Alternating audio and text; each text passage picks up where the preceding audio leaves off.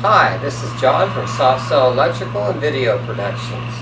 Today we're going to look at how to shoot a video. Last time we showed you how to construct a cheap production studio. A studio doesn't do you any good if you don't know how to use a camera. So the first thing is you want to center yourself in the camera, have a good backdrop, and if needed, use a microphone. I'm not using one in this case. Won't get into the reasons why, but lighting is very critical. So you want to do test runs first and make sure that you're in the center of the light where you want to be. Once that's established, you want to script out what you have to say. Ad-libbing is very difficult, and you'll find you waste a lot of takes in trying to do so. Before you ever commit to film, write it down, either memorize it or put it on the floor and read it. I suppose the next thing to mention is to watch out for background noise. You may not notice it until I bring it to your attention, but there's an air conditioning unit running in the background. There's also a smoke detector chirping.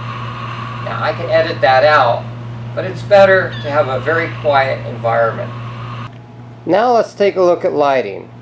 I don't want to burn out my camera, but that is one 400 watt metal halide lamp. It has a buffer screen in front of it, or a diffuser. We have homemade reflectors here, made out of corrugated plastic, which are 3x8, 3x8. We then have 3x3 and 3x3. This is where I stand. Ideally, you want to be about 4 feet away from your backdrop, and you want to be between 8 and 10 feet from the camera. 9 feet is just about ideal. It's good to keep in mind that you want to stand right on here so that your shots are consistent and your lighting is consistent. Camera positioning is very important. You want the camera between 8 and 10 feet away. Optimal is about 9.5 to 10 feet. The reason for that is if you're too close, the autofocus sometimes will not work properly. So to eliminate that problem, you put the camera further back, you zoom in, and it alleviates a lot of autofocus problems. Let's take a look at where my spare camera is set up. As you can see, it's pushed back as far as it can possibly go. That X there is exactly 9.5 feet away. So that's perfect focal range. Now that only leaves me with a little less than 4 feet between me and the backdrop. Optimal distance is really 5 feet. So when shooting a video, if you have the room, use it. If not, just work with what you have. Now when shooting a video, as I said before, you want a fake human or something, some kind of subject matter where you can focus your light.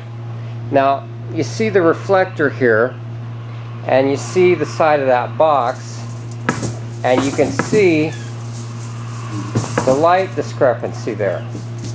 It's pointing right on the box, which is what you want.